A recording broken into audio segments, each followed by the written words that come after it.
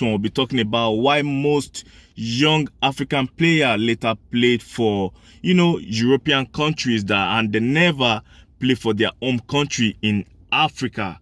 Why do you think this coming up? Because, there's a lot of tweets coming out, and, there's a lot of tweets coming out, and a lot of people have been talking about this. Like, we can see the Mbappe, the prolific player of France, the striker of France now, the number one striker in the world. His father came out to say that he wants his son to play for Cameroon because Mbappe is originally from Cameroon. But the Cameroonian national team told them to bring money before he can play for the Cameroon national team, and this is the reason why it took him to the other country, because everybody coming from the French colonized country, they have dual citizenship. You can claim your African host country, or you can go to France. So his father took this advantage and moved him to France, and now he's the number one striker in the whole world.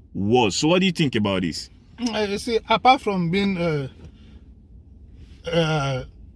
an indigenous of Cameroon and has dual citizenship, any player that has not played for a country and is under 21 can play for any country he wants. Yeah. Yes. If you are not under 20, you are under 21, and you have, even if you have played for other countries in a age-graded competition, you can still switch your national. Yeah, FIFA said. Identity. FIFA said if you play like 1 or 2 games, not like 3, 4, 5, 6, you can still change to other places. You can still play for other countries. And this is the bane of African countries, not only in football.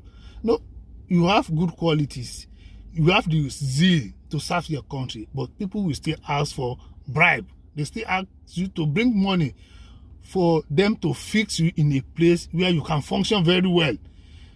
Mbappe father just said this, maybe as an eye-opener to many people.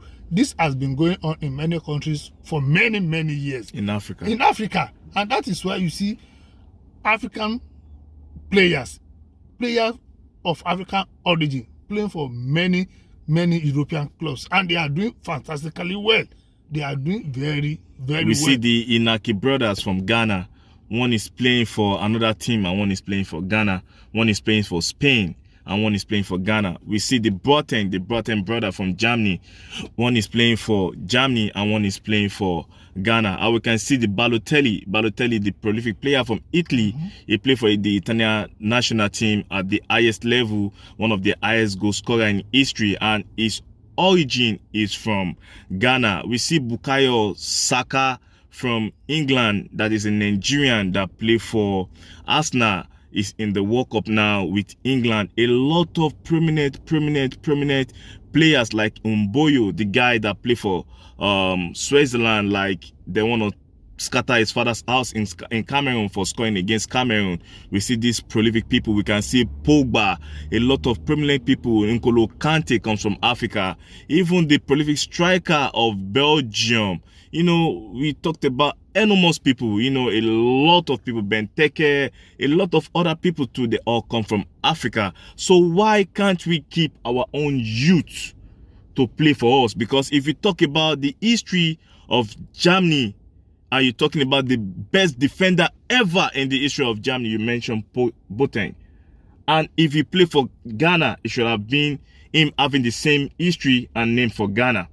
If you talk about the biggest striker in the history of the Italian people, you're going to mention Balotelli.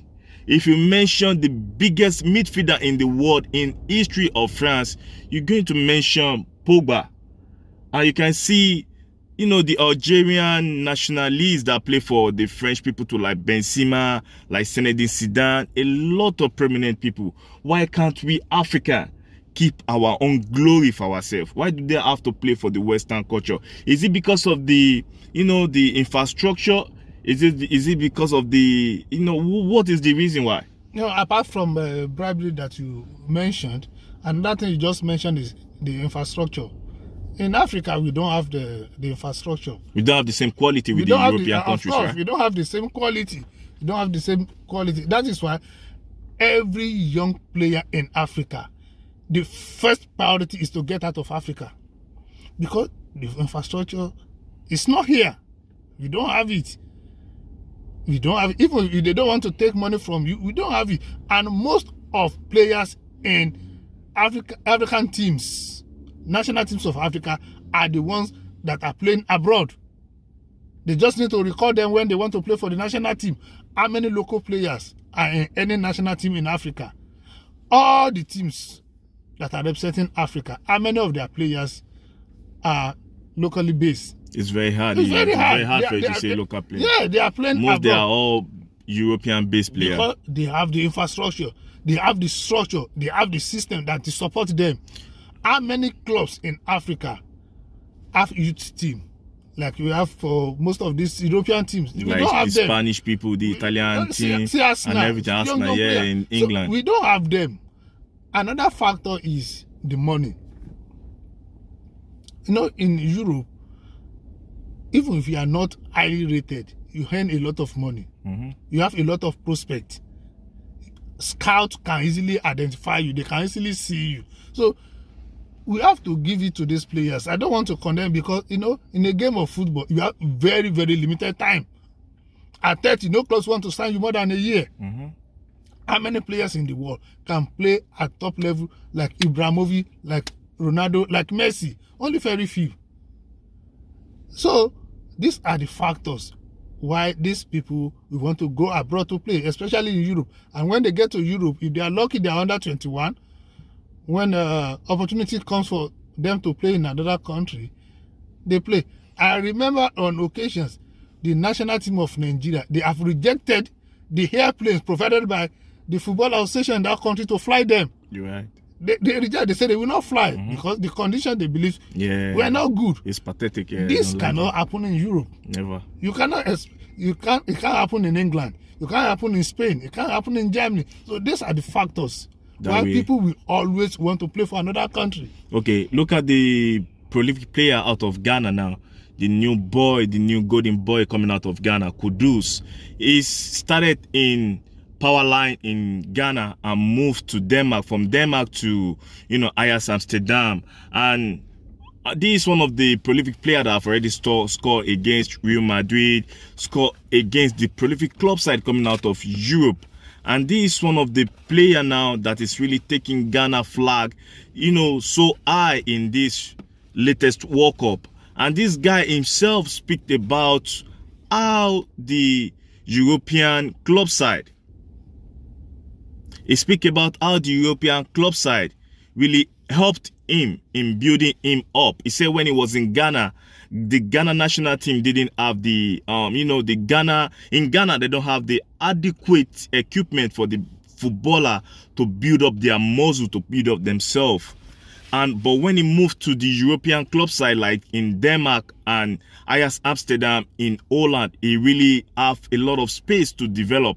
The equipment, everything they have for them is one of the top notch in Europe. And this really helped this player to be what it is today. And we can see the huge quality and the advantage of the player playing with the Ghana national team at this World Cup. We can see the opportunity, the way he's really showcasing himself, what he has learned from these years of him playing in Ajax Amsterdam in Netherlands. So what do you think about this new brother from Ghana, Kudus? What he said is a fact. It's a simple fact.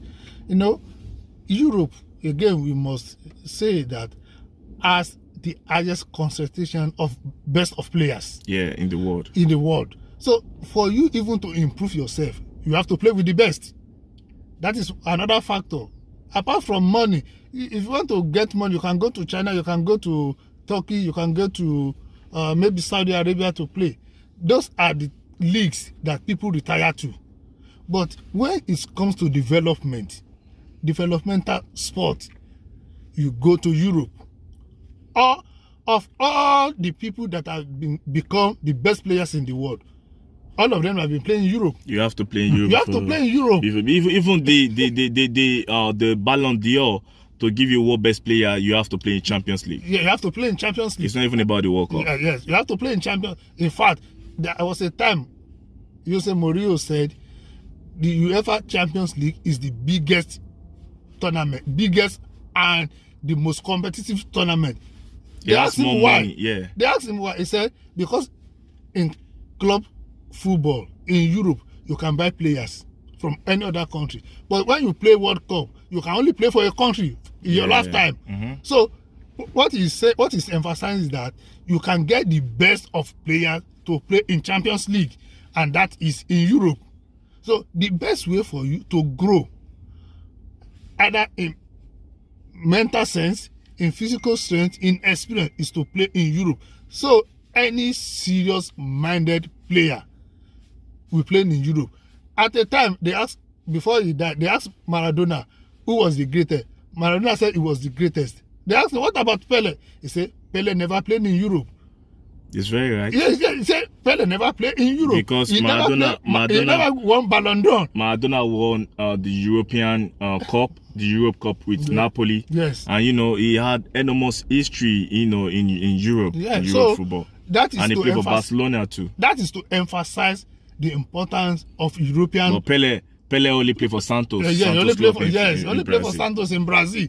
So that is to emphasize. When somebody like Jose Mourinho says something about a competition, when Maradona emphasized the same thing, there's a truth fact about there. it. Yes. Okay.